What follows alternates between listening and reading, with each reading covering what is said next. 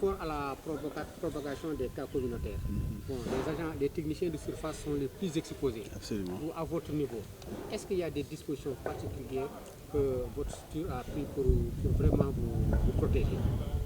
Voilà, donc depuis l'avènement de la pandémie du Covid-19, donc il y avait une psychose de la peur chez les techniciens de surface. Donc heureusement, avec l'arrivée du nouveau coordinateur de l'UCG, M. Massiam, qui a pris fonction depuis le 23 janvier 2020, et compte tenu vraiment du plan d'urgence aussi que nous avions lancé depuis, ça fait maintenant 3 mois. Donc il a beaucoup insisté sur les équipements de protection individuelle, c'est-à-dire les gants, les masques, les bottes, les tenues, pour que les travailleurs puissent être dans les conditions de performance. Puisque effectivement, comme vous l'avez si bien dit, nous sommes les travailleurs les plus exposés. C'est nous qui prônons les ordures ménagères, non ménagères, les ordures chimiques, biochimiques, les déchets biomédicaux. C'est nous qui prônons les ordures des malades et tout. Donc forcément, il faut qu'on mette les travailleurs dans les conditions de performance. Heureusement que le coordinateur Massiam l'a compris. Et d'ailleurs, il a eu même à lancer un appel à l'endroit des travailleurs que nous sommes, disant que tous ceux qui n'ont pas les équipements, ils n'ont qu'à rester chez eux. Et c'est là aussi qu'on a eu à distribuer et qui ne les portent pas aussi. Ils n'ont qu'à rester chez eux, puisque déjà, non seulement nous sommes des porteurs de germes, puisque nous ramassons plus de 2400 tonnes d'ordures par jour sur toute l'étendue de la région de Dakar. Si nous restons une journée sans ramasser les ordures, Dakar va devenir une poudrière. Et heureusement que le 2 avril 2019, le président de la République, lors de son investiture, avait lancé le concept zéro déchet. Un Sénégal zéro déchet. Et heureusement que nous avions pris les taureaux par les cornes. Nous avons eu à faire le désensablement de la capitale, gérer les ordures ménagères. Et vous avez senti que Dakar a un léger mieux. Et heureusement pour nous. Mais aujourd'hui, nous, ce qui nous fait mal par rapport à cette lutte, par rapport à cette pandémie, c'est le non-respect, mais c'est le manque de respect et de considération vis-à-vis des techniciens de surface. Nous, on ne peut pas concevoir que nous sommes dans un secteur à haute intensité de main-d'œuvre.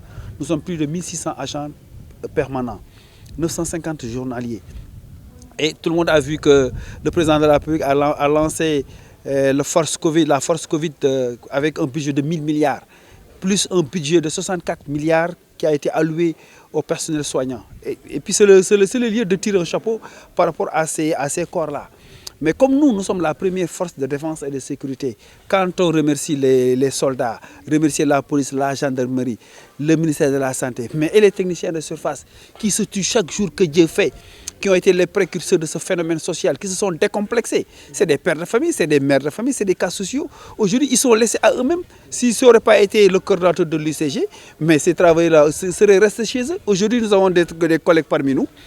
Leur maman ou bien leur famille ils les ont du moins se dit de rester chez eux compte tenu de la maladie. Mais d'autres aussi, vraiment, ils sont confinés chez eux parce qu'ils ont des problèmes de transport. Heureusement qu'avec le couvre-feu et l'état d'urgence, il a fallu que le ministère fasse une dérogation pour les travailleurs notamment pour qu'on puisse travailler la nuit. Puisque 2 mois, nous avions entamé à faire un travail remarquable, mais avec le couvre-feu, ça risquait d'impacter même sur Dakar Plateau et Médina. Mais en grosso modo, les travailleurs réclament plus de considération, plus de respect, mais aussi vis-à-vis de l'État. Puisque moi, je pense que dans le cadre de la communication de l'État, il se pose un problème. Puisque nous, on ne peut pas concevoir des gens qui se tuent chaque jour que Dieu fait et qu'on ne les cite même pas en exemple. Nous sommes des citoyens modèles. Nous avons été les précurseurs de ce phénomène social parce que personne n'avait imaginé qu'il y aurait des boitants, des hommes et des femmes qui oseraient travailler au vu aussi de tout le monde dans les ordures. Et j'ai tendance à le dire que nous travaillons dans les ordures, certes, mais nous ne sommes pas des ordures.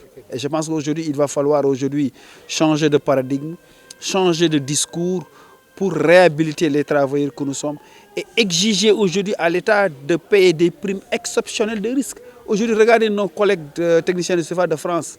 Ils reçoivent 35 € de primes par jour par rapport à cette maladie. Nous, au Sénégal, c'est absolument rien. Absolument rien. Donc, quelqu'un qui est en contact permanent avec la saleté, avec la puanteur, avec toutes sortes de maladies, s'il ne se protège pas, mais c'est la catastrophe.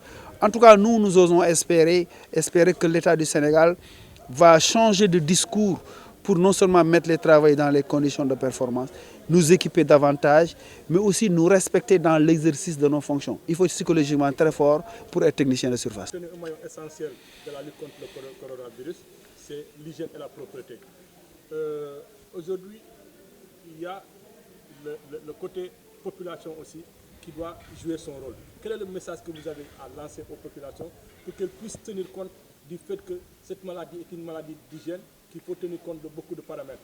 Mais absolument, puisque moi j'ai l'impression qu'il y a une certaine frange de la population qui ne croit pas à cette maladie.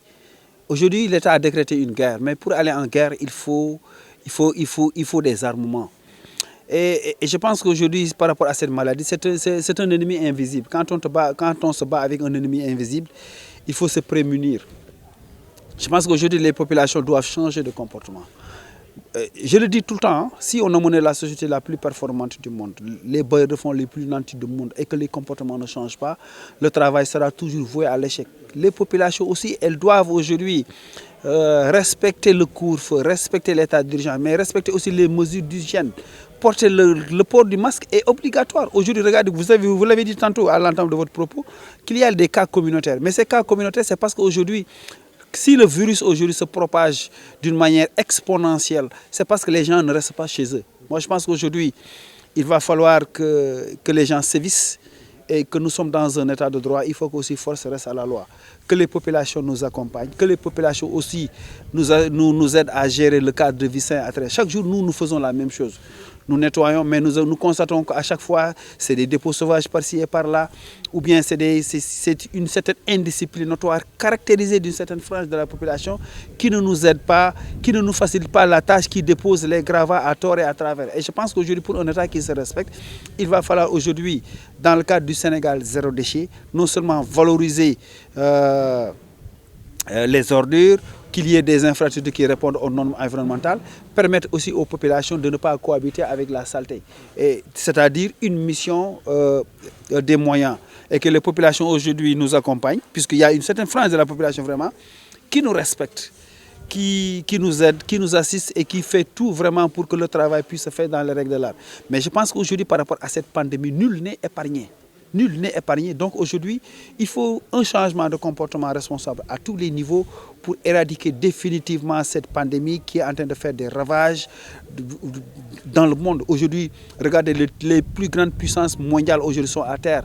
À plus forte raison, nous qui sommes dans les pays du tiers-monde. Et je pense qu'aujourd'hui, il est de notre devoir vraiment de continuer à sensibiliser pour qu'il y ait vraiment zéro cas, mais aussi que les cas communautaires, qu'on puisse les combattre vraiment pour que tout le monde respecte aujourd'hui les décisions prises vraiment par les autorités.